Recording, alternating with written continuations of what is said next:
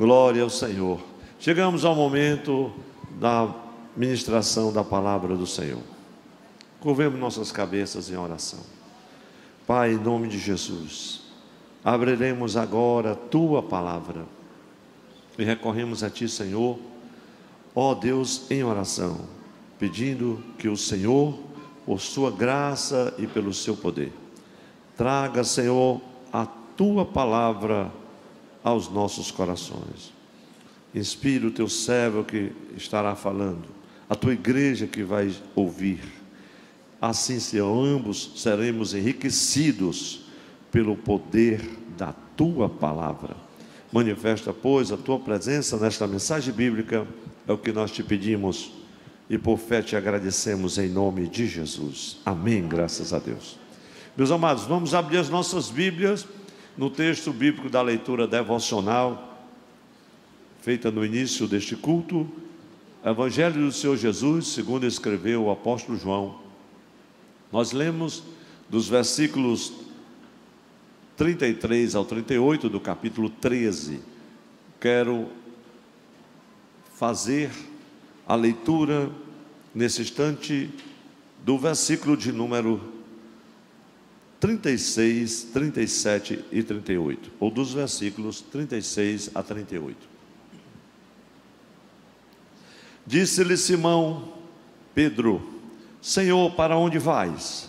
Jesus lhe respondeu: para onde eu vou, não podes agora seguir-me, mas depois me seguirás. Disse-lhe Pedro: por que não posso seguir-te agora? Por te darei a minha vida. Respondeu-lhe Jesus: tu darás a tua vida por mim? Na verdade, te digo que não cantarás o galo enquanto não me tiveres negado 3 vezes. A igreja pode repetir comigo a primeira frase do versículo 37? Por que não posso seguir-te agora?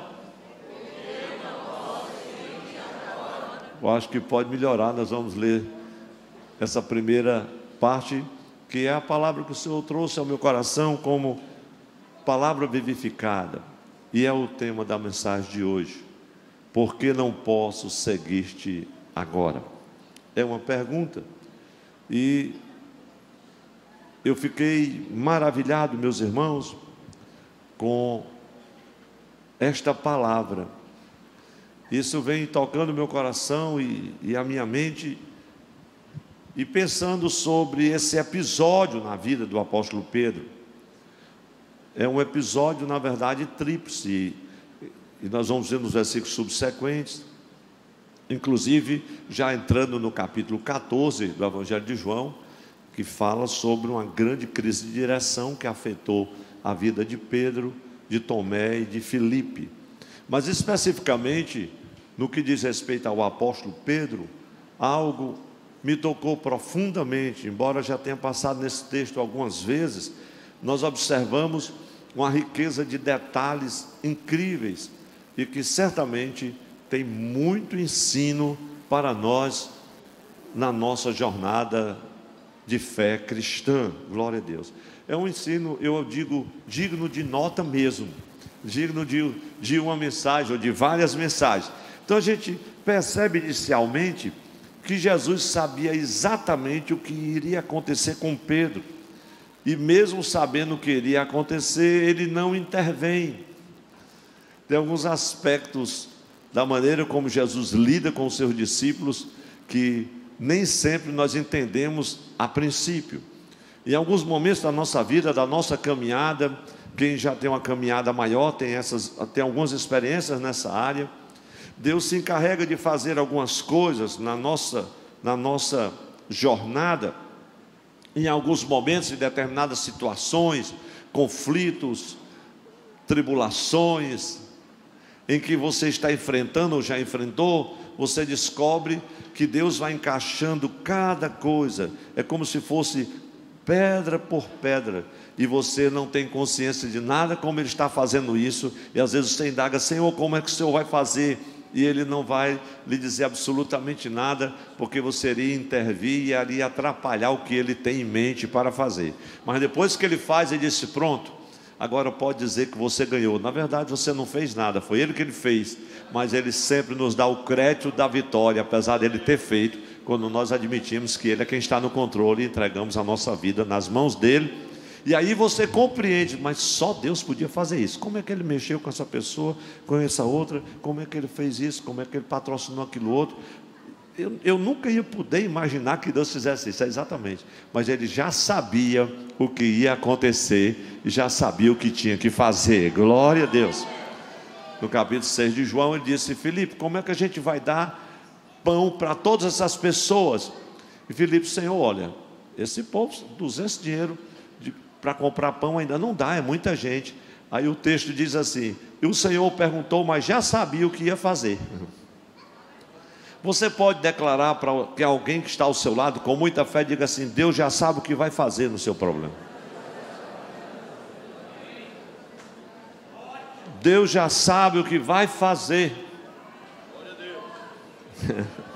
Glória a Deus. Meus irmãos e minhas irmãs, Jesus sabe exatamente o que nós faremos, inclusive. Ele sabe exatamente, muitas vezes, o que é que o irá ferir.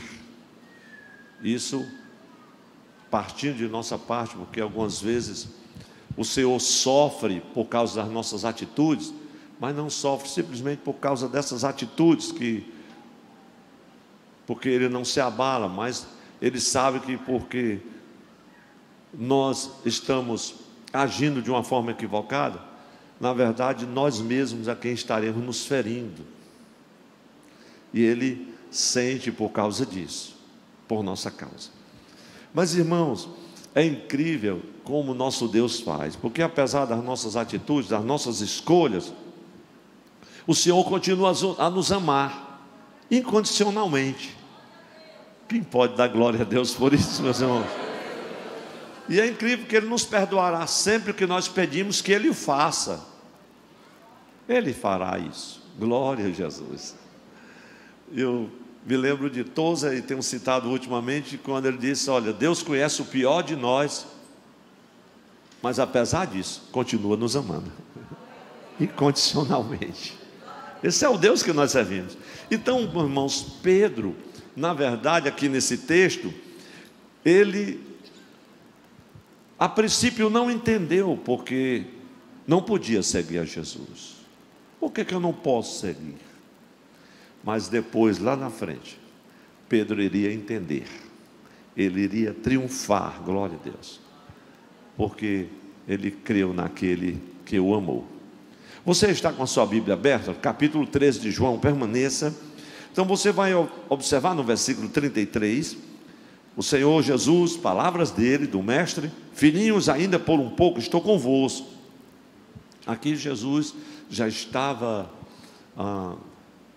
em Jerusalém, o prenúncio, o sermão de despedida estava próximo, ali no capítulo 16, no capítulo 14, ele conversa com os discípulos quanto ao coração deles que estavam turbados diante da iminente crucificação do Senhor e tudo que lhe esperava. Ele diz: filhinhos, ainda por um pouco estou convosco, vós me buscareis, mas como tenho dito aos judeus, para onde eu vou, vós não podeis ir, eu vou-lo digo também agora. E aí ele vai falar sobre o mandamento do amor, não é como um apêndice, mas para completar esse contexto do qual eu não vou me referir. No versículo 34, um novo mandamento vos dou, que vos ameis uns aos outros, como eu vos amei a vós, que também vós uns aos outros vos ameis. Nisto todos conhecerão que sois meus discípulos, se vos amardes uns aos outros. Eu gosto de chamar esse versículo 35 como a marca registrada do cristão, né? E vem o versículo 36 que é incrível. Disse-lhe Simão Pedro, veja que Simão estava, ele não perguntou: Senhor, como é essa questão do novo mandamento? Ele não pergunta isso. Senhor, mas o Senhor podia explicar melhor como é este conhecimento quanto a sermos discípulos, como é que o mundo vai nos conhecer? Ele não para nesse texto, ele está ligado nas palavras de Jesus, quando ele diz assim: para onde eu vou, vocês não podem ir agora. Então ele pergunta, disse-lhe Simão Pedro: Senhor, para onde vais? Jesus lhe respondeu: para onde eu vou? Eu acho incrível, irmãos, a paciência de Jesus. Glória a Deus. Como diz um pastor que já pregou aqui há alguns anos atrás, ele disse assim: meus irmãos, Jesus é uma graça. Senhor, para onde vais? Jesus lhe respondeu: para onde eu vou, Pedro, não podes agora seguir-me. Aí o Senhor vai e consola: mas depois me seguirás. Disse-lhe Pedro: isso não já bastava para Pedro? Eu não vou agora, mas eu vou depois. Então tranquilo, Senhor, agora me fale sobre o amor. Mas com Pedro não era assim. Por que eu não posso seguir-te agora? Eu sou crente pentecostal e meu negócio é já. Aí cita logo um texto da Bíblia descontextualizado, dizendo: porque está escrito que o teu nome é já. Não é assim, meus irmãos. E aí ele toma uma posição, meus irmãos, de grande risco. Por ti darei a minha própria vida. Aí Jesus olha assim: Pedro, tu darás a própria vida por mim? Na verdade te digo, que não cantarás o galo enquanto não me tiveres negado 3 vezes. Meus irmãos, agora volte para o versículo 37, que é a palavra vivificada do Senhor. Senhor, porque não posso seguir-te agora? Há ocasiões, meus irmãos e minhas irmãs, igreja do Senhor, a igreja que está também em casa online, em que nem eu nem você consegue entender porque não pode fazer o que você quer fazer, na hora que você quer fazer, da forma como você quer fazer, e aonde você deseja ir, da maneira como você espera ir, e com quem você determinou a ir. Mas quando, muitas vezes, e essa é a nossa dificuldade, nós temos esse espaço, eu chamo isso um espaço em branco. Eu estou falando de algumas coisas da experiência própria. Janilda tem muito conhecimento sobre isso. Muitas vezes ele diz: Senhor, porque eu não posso ir agora? Por que não posso fazer agora? Por que o Senhor não trata isso agora? E fica aquele espaço em branco. E esse espaço em branco, a gente tem que ter muito cuidado para não sair preenchendo logo, porque na maioria das vezes é Deus que proporciona. Agora não, depois sim, agora não. Mas entre o agora e o depois tem um espaço. Levante sua mão comigo em nome de Jesus. Diga isso com muita alegria: vou esperar entre o agora e o depois, porque Deus está trabalhando. Aleluia. Esse espaço em branco que você tem que esperar, isso é que é o difícil, porque eu sei que agora, essa questão do imediatismo, quem está sofrendo quer resolver o problema do sofrimento agora, quem tem um problema quer resolver o problema agora. Eu disse uma mãe desesperada numa congregação que eu fui pregar mês passado, e no final do culto ela pediu oração, o pai pediu oração, e disse: pastor, ninguém sabe mais o que faz. Esse menino passou a vida toda na igreja, se afastou dos caminhos do Senhor, tem sido um problema tremendo, das drogas aí, tantas outras coisas, e nós estamos sofrendo, está desviado. Eu já disse que se ele não voltar para Jesus vai ser assim, já disse, todo dia eu falo. E eles estavam dizendo tudo isso. Quando terminou, o Espírito Santo me disse: diga a ele que pare de dar sermão no filho. E eu dei o recado que Jesus mandou. Eu disse: meu irmão, sabe o que é que Deus disse para você? Pare de dar sermão no seu filho, pare de todo dia condenar, pare de todo dia colocar ele no inferno. Pare de todo dia ameaçar que Jesus está voltando. Pastor, o que é que eu faço? Chame ele e diga assim: meu filho, Deus mandou parar de dar sermão em você e não dizer mais nada. Ele mandou simplesmente lhe amar. Dê um abraço bem grande nele, o pai.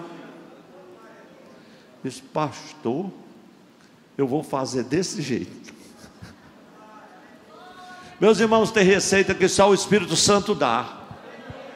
Deus tem a receita certa para esta luta, para este problema. Deus tem. Quantos querem entregar este problema nas mãos do Senhor?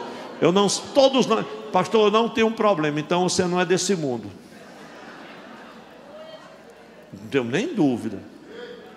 Alguns mais, outros menos. O que muda só é a dimensão do problema. Mas, meus irmãos, esse espaço em branco, muitas vezes, pode ser para nos ensinar sobre santificação. Ou então, quando esse espaço da santificação já está preenchido, é provável que Deus queira nos ensinar sobre o serviço, sobre devoção, sobre comunhão, sobre fé, enfim. Diga-se comigo: nunca antecipe a orientação de Deus. Saiu baixo, mas você vai dizer baixo para quem está ao seu lado. Nunca antecipe a orientação de Deus. Quando houver a mais leve dúvida, será porque Ele não está lhe guiando. Eu vou dar uma palavra do que o Espírito Santo me disse há muitos anos. Entre a dúvida e a certeza, fique com a dúvida. Pastor, que loucura é essa? Se você está em dúvida, fique com a dúvida. A moça disse: pastor, eu não estou muito certo se eu caso, se eu não caso, porque assim, eu estou em dúvida. Pois entre a dúvida e a certeza, fique com a dúvida. Pode terminar esse noivado. Pastor, assim, isso é desse jeito. E não era para terminar mesmo? Ia ser um desastre dos desastres. Porque quem assumiu o compromisso, já separou-se, já juntou, já foi uma corribuliça. Se houver a mais leve dúvida, pastor, o senhor está dizendo umas coisas, é verdade. O Espírito Santo tem umas coisas para dizer hoje aqui, que eu acredito que vai fazer muita diferença, meus irmãos. Sempre que houver a menor dúvida, quer seja, não faça nada. É o texto que eu sempre gosto de citar, de Isaías capítulo 50, versículo 10. Quando tudo for trevas e não houver luz nenhuma, confia no Senhor teu Deus, espera no Senhor Jeová. A tempestade, o vento está fortíssimo, as ondas altíssimas. O que é que você vai fazer? Colocar o seu barco e passar para o outro lado? Da margem não. Ancora o barco no cais, amarra bem amarrado e espera a tempestade passar. O barco vai balançar, quando a tempestade passar, aí você vai. Oh, glória a Deus. Então, meus irmãos, às vezes a gente não consegue ver claramente qual a vontade de Deus em determinadas coisas que a gente precisa fazer, ou decisões que a gente precisa tomar, e isso nos angustia. Senhor, qual é a tua vontade? Aí tem irmão que fica de monte em monte, vai para Sabiaguaba, passa a noite matando muriçoca na areia, ouve visão, meus irmãos, é tanta revelação, tanta coisa. Ele só não quer ir diante de Deus e gastar tempo com Deus, Ele mesmo. Levante a sua mão comigo para me dizer uma palavra do Espírito Santo. Em questões vitais, é você e Deus. Oh, meus irmãos, às vezes a gente está assim olhando, parece que está certo, claramente, ali é a vontade de Deus, sabe? Sabe uma coisa? É a vontade de Deus que eu faça isso. Assim como Jonas, que chegou lá no cais, Deus disse: vai para Nínive. Ele chegou, tinha um navio, estava lá a plaquinha, Tarsis. Ele disse: é de Deus, bem que eu não queria ir para Tarsis, para Nínive. Olha, o navio está aí, foi o Senhor que mandou o navio, é para Tarsis que eu vou. Mas não é assim que acontece as coisas de Deus. Deus já tinha falado claramente que era Nínive. Se o navio de Tarsis para Tarsis estava ali, esperasse o que ia para Nínive, até ele chegar. Mas às vezes nós temos as nossas próprias concepções, os nossos próprios conceitos a respeito de algumas coisas. Meus irmãos, Não, eu vou fazer logo isso. Eu vou romper essa amizade, eu vou romper esse contrato aqui da empresa, eu vou acabar esse relacionamento, eu vou vender tudo, vou embora, eu vou jogar a toalha, vou jogar tudo para cima, e sabe de uma coisa? Eu vou sumir por um tempo. Pois vai.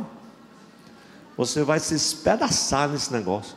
Se você conhece a Deus, você vai esperar nele. Porque o nosso Deus, aleluia, Ele tem o controle de todas as coisas, meus irmãos. Devemos ter todo o cuidado para não nos anteciparmos à orientação de Deus. Mas Pedro orgulhosamente, sabe o que ele disse? Esse talvez seja o problema, o orgulho. Não, se eu não posso seguir-te agora. Eu nunca esqueci na minha vida um momento, lá no final dos anos 80, quando eu disse assim: Senhor, se eu não for pastor aqui nessa cidade do Juazeiro do Norte, eu não sou pastor mais nunca. Eu vou cuidar da minha vida, porque eu me preparei a vida todinha para o mundo corporativo, para isso e para aquilo.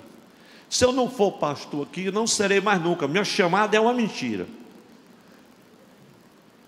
Meus irmãos, aí o Senhor foi e aumentou o espaço em branco. Você quer discutir com Deus? Em suma, aquela proposição orgulhosa da minha parte, na verdade, era porque eu tinha transformado o pastorado no ídolo. E tudo que nós transformamos no ídolo, Deus vai cuidar para despedaçá-lo. Então, naquele mesmo dia à noite, eu orei: o Senhor, eu não estou entendendo mais nada. Como é que tu me traz aqui e agora acontece isso? Fui orar. E orei.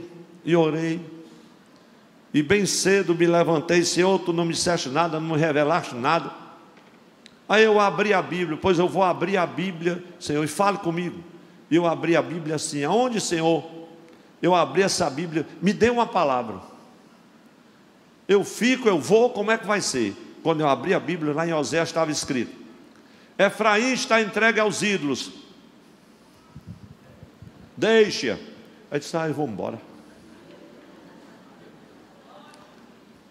Eu estou contando a experiência da vida real. Aí eu disse: não, Juazeiro é isso mesmo, é igual a Efraim, está entregue aos ídolos. Eu não preciso dizer os ídolos que tem lá. Eu vou deixar. Mas como Deus é maravilhoso. E vem aquele princípio: se alguém quiser vir após mim, nega-se. Se você está querendo muito uma coisa que venha a você, deixe que ela se vá, e Deus vai trazer para você. O ídolo se quebra, e efetivamente se quebrou. E poucos dias depois o Senhor disse: pronto, agora eu vou te entregar, porque o ídolo caiu. O orgulho foi tratado. Meu irmão, vou dizer uma coisa do Espírito Santo falando cearense: baixa o facho. Para de discutir, de inquirir. Tem uns crentes por aí determinando, declarando.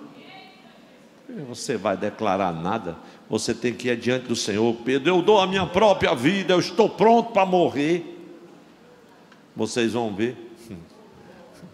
O Senhor, acho que só para chacoalhar o orgulho de Pedro, disse: Pedro, você não é páreo nem para um galo.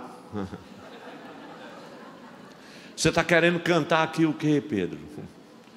O galo vai cantar 3 vezes, você já vai me negar.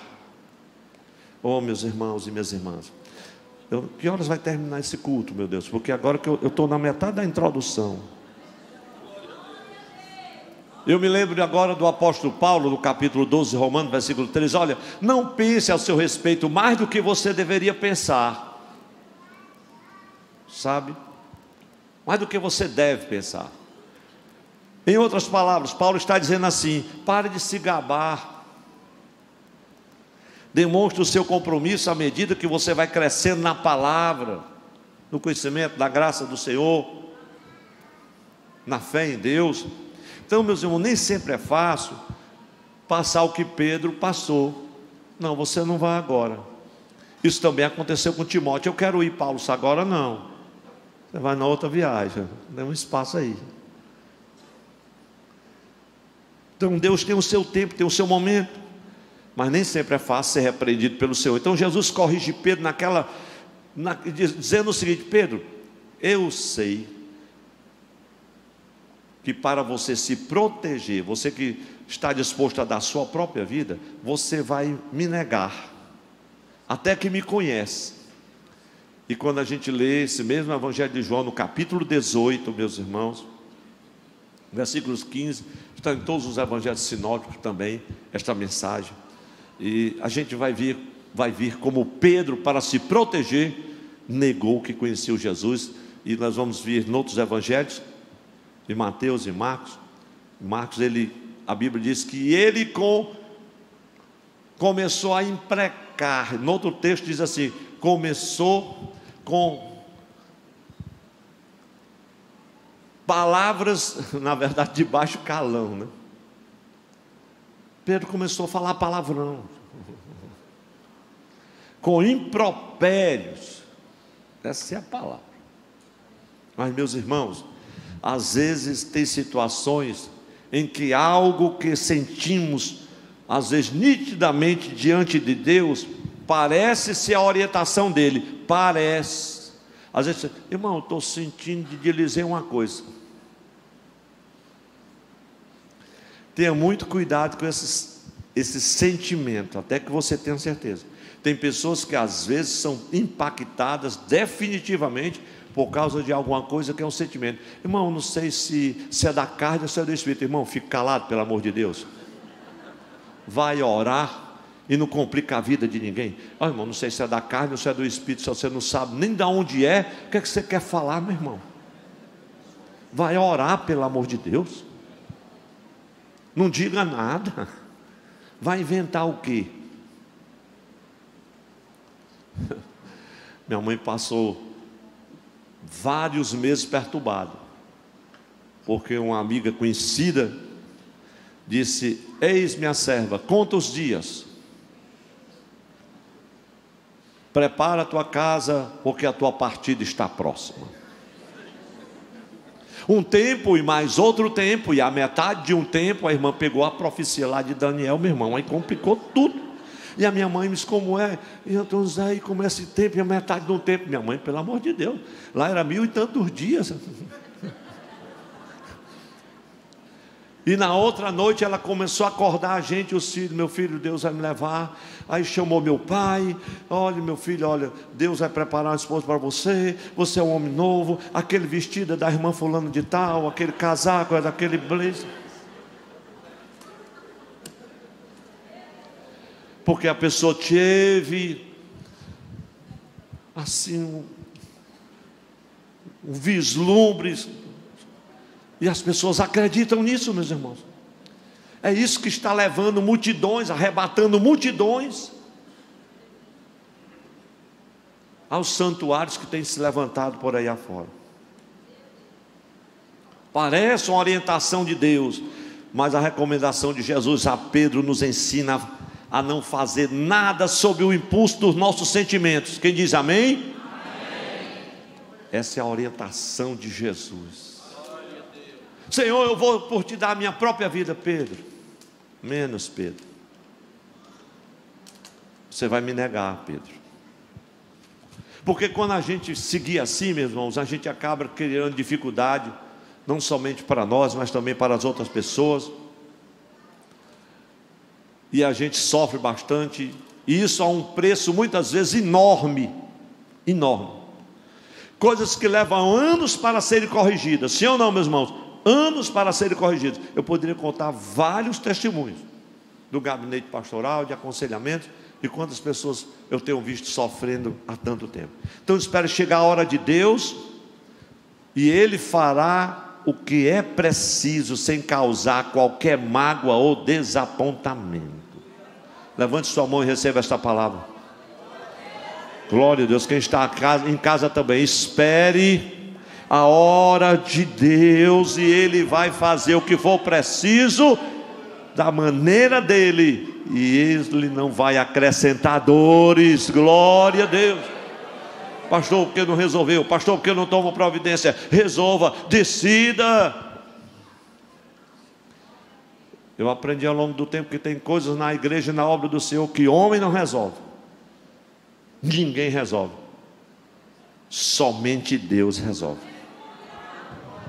Meus irmãos e minhas irmãs, eu só tenho 2 pontos hoje aqui, que o Senhor trouxe ao meu coração, como 2 coisas para nós pautarmos aqui nesse texto, envolvendo a vida do apóstolo Pedro, que o Senhor, por sua misericórdia, trouxe ao nosso coração. Eu vou pautar esses 2 assuntos aqui de forma bem prática. Primeiro, quando se tratar da vontade providencial de Deus, deixe Deus agir.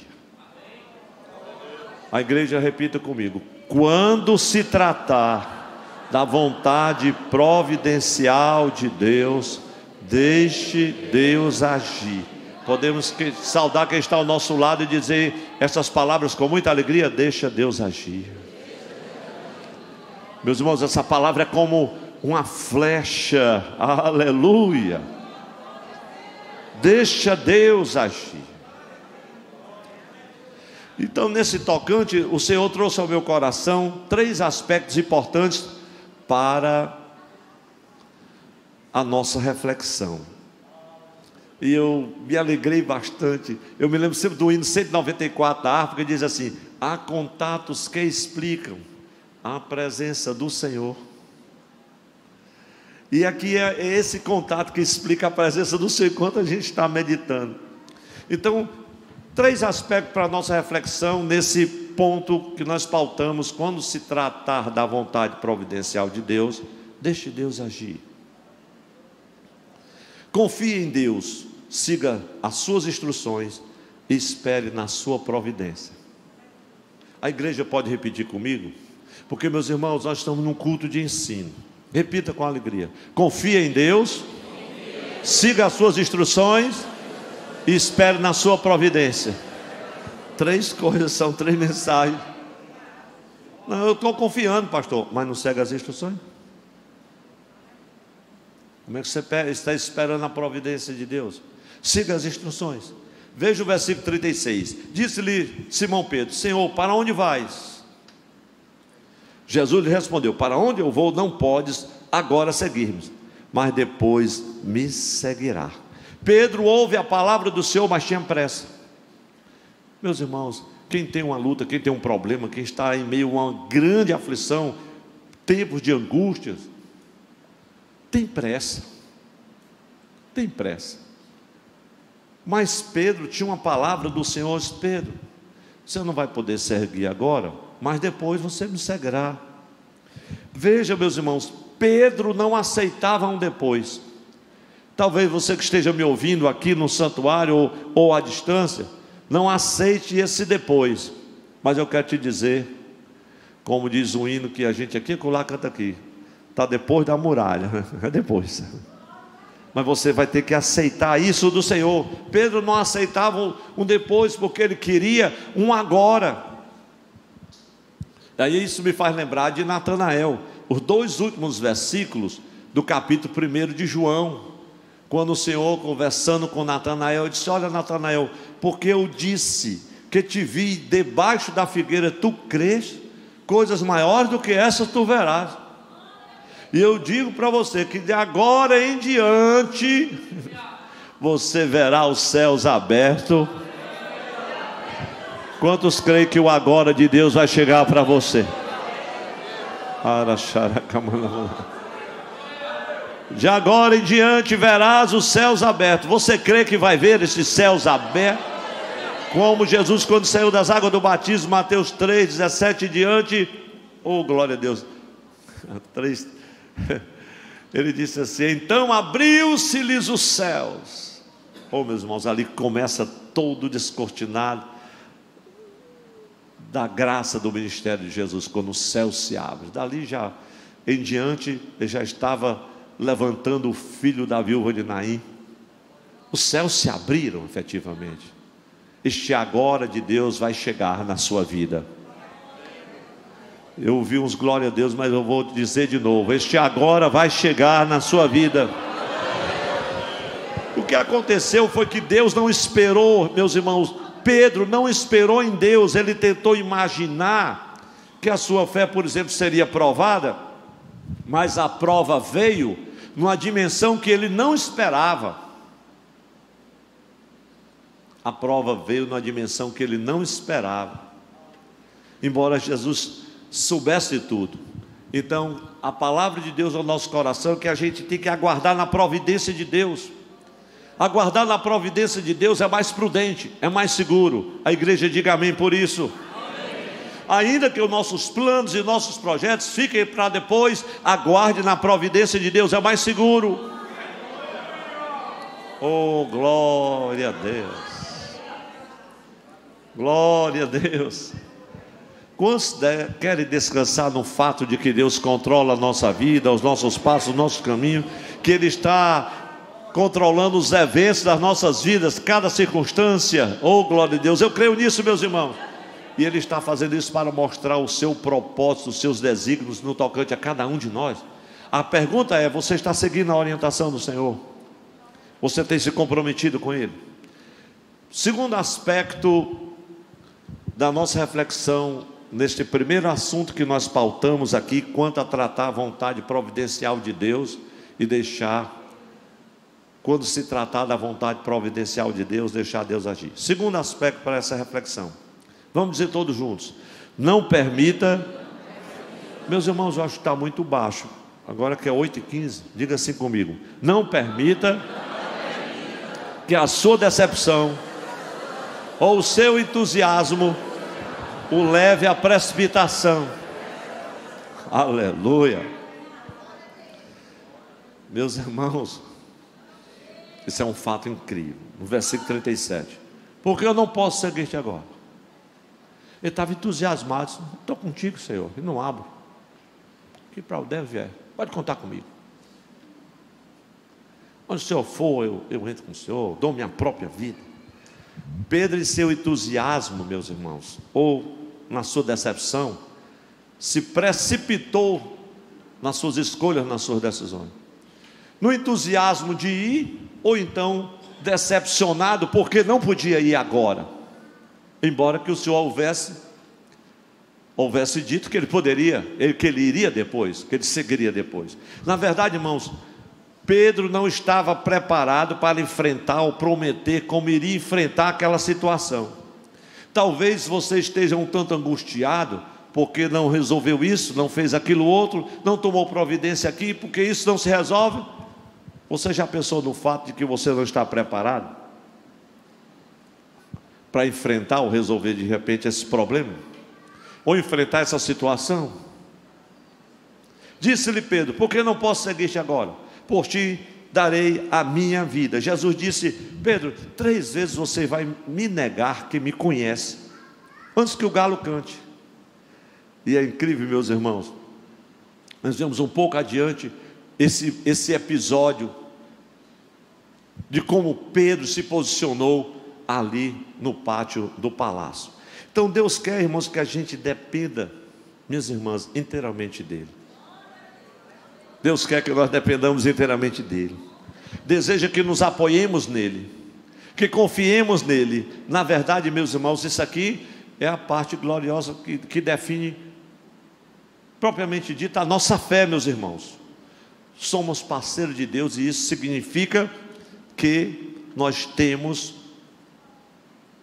responsabilidades mútuas, tanto Deus como nós, mas nós precisamos nos apoiar nele para fazer o que nos cabe. Glória a Deus. Então Deus nos chamou para servi-lo, nos deu os dons, nos deu talentos, mas eu ainda tenho que confiar nele, e em vez de me precipitar no meu entusiasmo ou na minha decepção. Meus irmãos, isso é fato. Quantas vezes no nosso entusiasmo nos precipitamos? Quantas vezes, porque estamos decepcionados, nos precipitamos com nossas palavras, com as nossas decisões, com as nossas escolhas. E às vezes nós podemos, quem sabe, meus irmãos, até pensar que não precisamos nem da ajuda de Deus, nas coisas que nós já sabemos fazer ou já fizemos com êxito. Não, como eu já fiz isso várias vezes e foi sucesso total, eu não preciso mais nem orar. Eu já sei como fazer isso aqui, eu já sei qual é a receita do sucesso. Deixa eu dizer uma coisa para você: você pode ter feito 10 vezes com êxito o que você fez, mas se você for fazer a 11ª vez, pergunte: Senhor, tu estás nesse negócio que eu vou fazer a 11ª vez? Glória a Deus. Quem está entendendo, diga amém. É nesse ponto que a gente ocorre o mesmo perigo que Pedro correu, o perigo da autossuficiência. Quando o Senhor diz que nós não podemos fazer nada sem Ele, como é que Jesus disse? Sem mim? A igreja toda sabe de cor: sem mim nada podeis fazer. Ele quer dizer, meus irmãos, que as coisas não funcionarão corretamente em nossas vidas, a não ser que nós convidemos o Senhor para fazer parte de tudo. Sem mim nada podereis fazer. Quantos querem convidar Jesus para participar de tudo? Eu estou dizendo de tudo. Aleluia. Confiar em Deus, irmãos, e seguir as suas instruções, com certeza, meus irmãos, pode eliminar muitas lutas que nós passamos na vida. Alguns às vezes justificam isso, racionalizam o seu problema, a sua desculpa. E geralmente, irmãos, quando a gente faz isso, a gente se justifica acusando, defraudando alguém. Mas o que o Senhor está nos ensinando aqui, meus irmãos, é que em nosso entusiasmo, é muito fácil fazer promessas, mas Deus conhece a extensão do nosso compromisso. Tem muito crente brincando de ser crente e quer que Deus esteja resolvendo tudo. E Ele está esperando um tempo para ver se você vem diante dEle, assume o compromisso com Ele efetivamente. Terceiro aspecto desta reflexão aqui, quando se tratar da vontade de Deus, da vontade providencial de Deus, deixe Deus lhe guiar. O terceiro aspecto que eu quero refletir: o Senhor nos conhece muito mais do que nós mesmos nos conhecemos. A igreja diga amém? Amém. O Senhor disse para Pedro: Pedro, tu darás a tua vida por mim? Eu quero dizer que você não se conhece, Pedro. Eu te conheço. Você vai me negar, Pedro. Com essas palavras aqui, Jesus revelou um conhecimento sobre Pedro muito mais profundo do que ele mesmo pensava acerca de si mesmo. Então Pedro, irmão, não podia seguir a Jesus porque ele não conhecia nem a si mesmo. E o Senhor disse: Pedro, depois você vai me seguir. Jesus sabia realmente do que Pedro era capaz. Veja, irmãos, João, nós não vamos ler esse texto, mas eu posso pelo menos fazer um breve relato. João no capítulo 18, e a gente vai em Mateus no capítulo 26, e Marcos no capítulo 9. No capítulo 18 tem algumas coisas curiosas, porque diz a palavra que o discípulo, juntamente 2 discípulos, um dos discípulos era amigo do sacerdote e teve acesso lá ao recinto onde Jesus foi levado. E esse discípulo, que era amigo lá dos sacerdotes, ele falou com o responsável pela entrada do pátio, e uma criada atendeu e permitiu que Pedro entrasse. Quando Pedro entrou, ele disse assim: você não é um dos deles? Ele disse: não conheço. No outro evangelho, em Mateus e em Lucas, tem outro detalhe curioso. E um dos que ali estava reconheceu Pedro, porque ele era parente do homem que ele tinha cortado a orelha. Tu estavas com ele lá no horto? Ora, como é que o homem não ia conhecer? Ele tinha cortado a orelha do parente. Ele disse: não, nunca ouvi falar desse homem. A criada disse: não, você estava com ele porque você é galileu. E o homem começou a se proteger. Meus irmãos e minhas irmãs, Às vezes a gente pensa que está pronto, pensa que já é capaz, que chegou o tempo, que chegou a hora,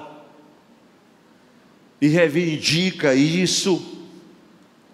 Estamos prontos, Senhor, para participar da missão. Pedro não tinha nenhum vislumbre do que iria acontecer ali, embora o Senhor já tivesse avisado de tudo, meus irmãos. A gente pensa que está pronto, mas a gente não sabe o quanto o nosso caráter natural e espiritual ainda precisa ser propriamente moldado, irmãos, por Deus.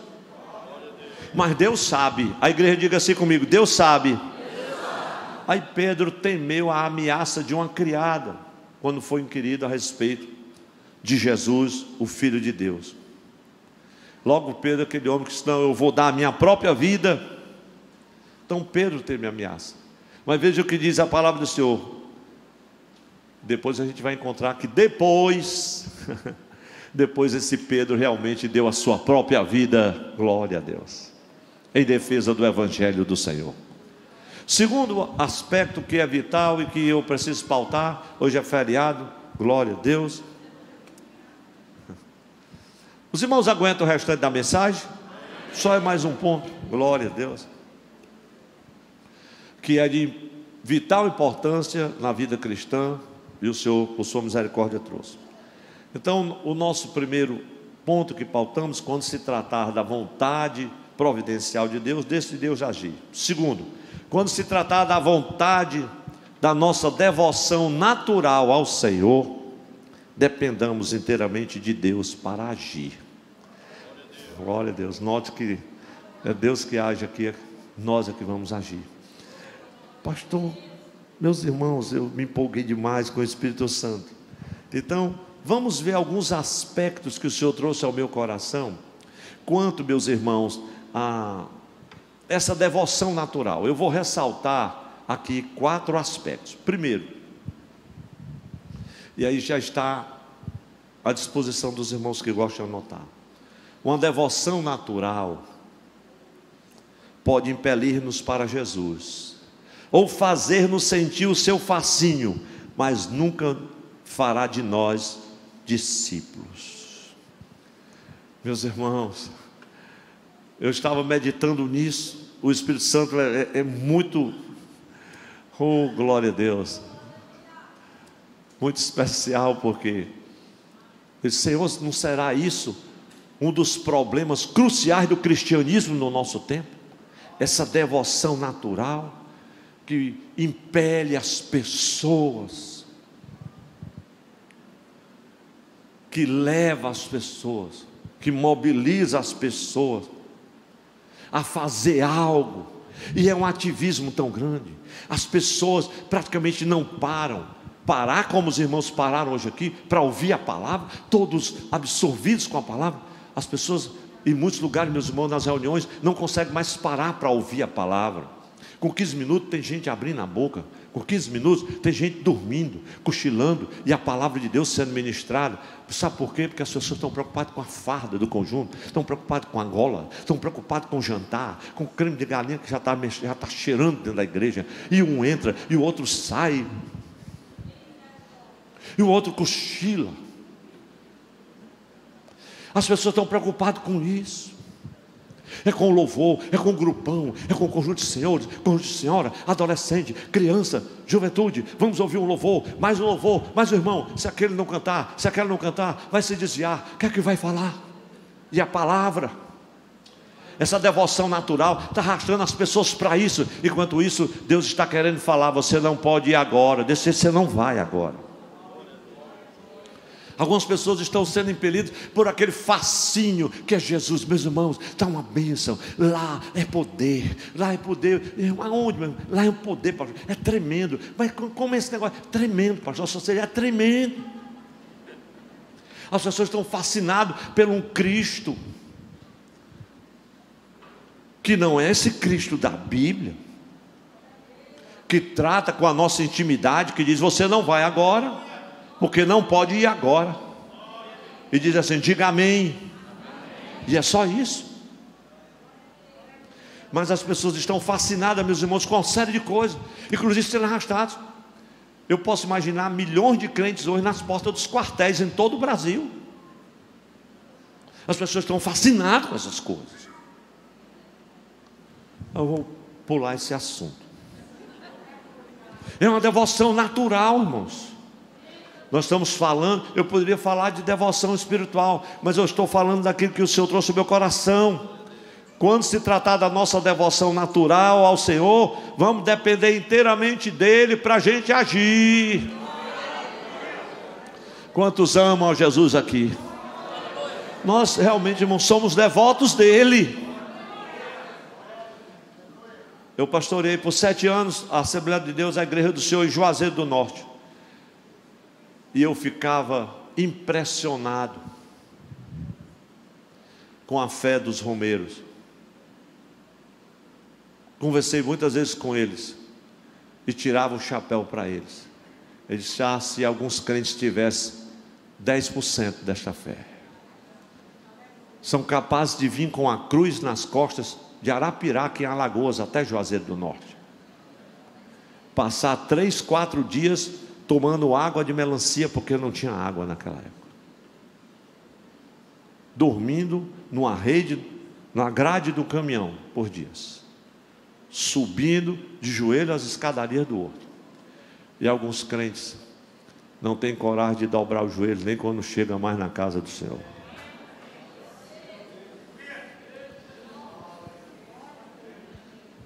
Meus irmãos e minhas irmãs, vocês sabem muito bem o que eu estou falando.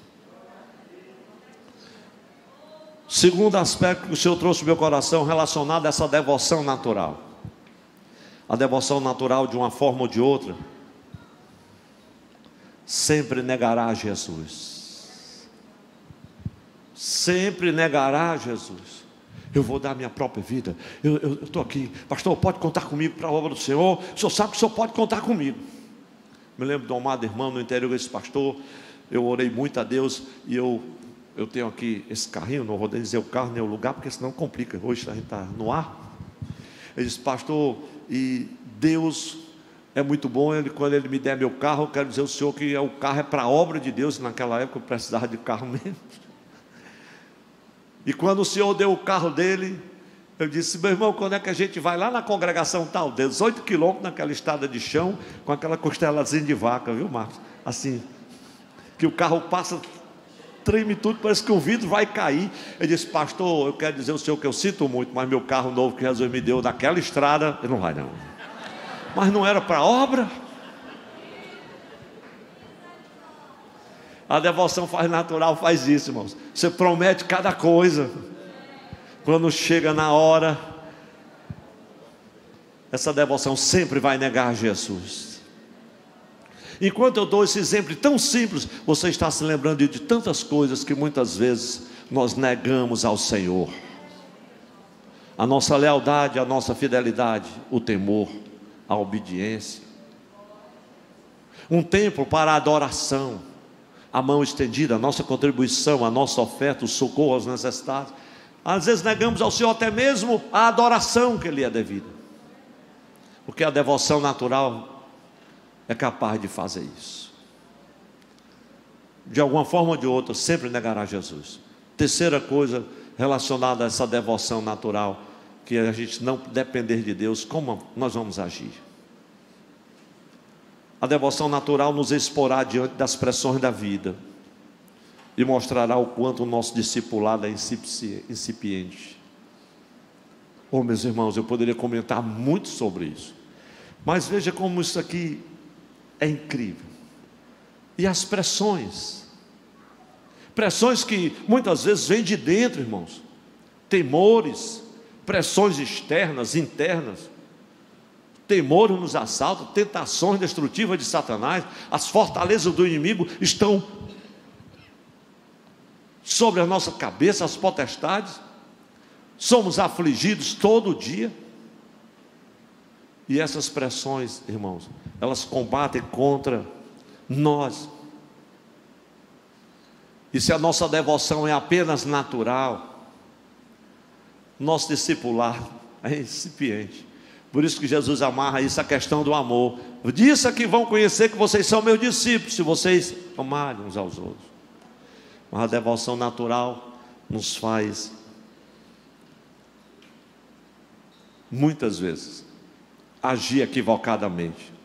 Na hora de perdoar, na hora de estender as mãos, na hora de reconhecer que falhamos, que erramos. Mesmo conhecendo a palavra, você rejeita o irmão, você rejeita o perdão e se afasta. Eu não vou falar de quem se afastou, no caso aqui, mas veja a quarta coisa, o quarto aspecto relacionado a essa devoção natural.